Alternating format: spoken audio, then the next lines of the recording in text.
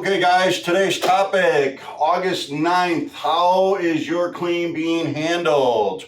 Okay, in a broad sense, I put that in two categories, good faith versus bad faith.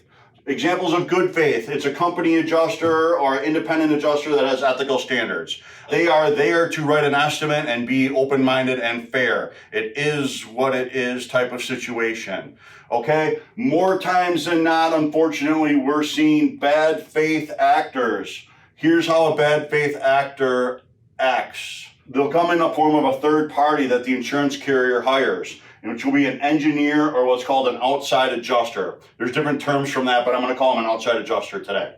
If they want to send an engineer, I would say that's fantastic. I've got an engineer. My brother-in-law's an engineer. Let's get him out there.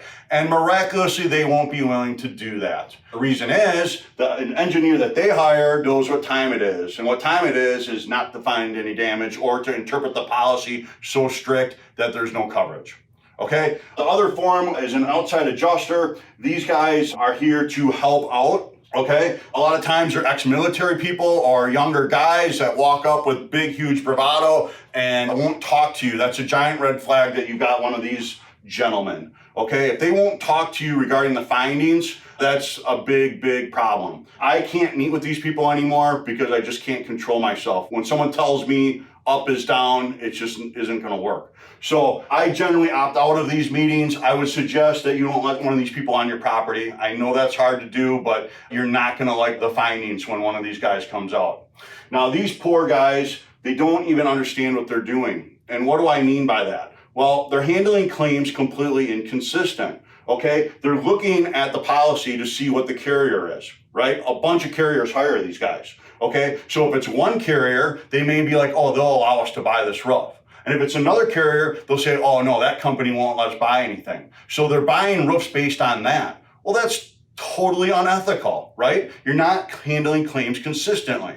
So it's a giant red flag. It's a huge problem. More and more carriers are going to these guys, and it makes me sick.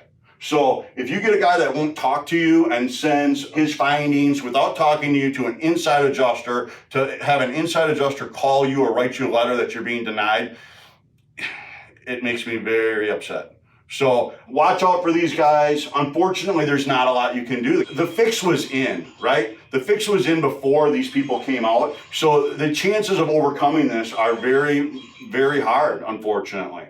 So a word to advice for some of these guys that are working as hired guns, be very, very careful. You don't even understand what you're doing. You're handling claims in bad faith.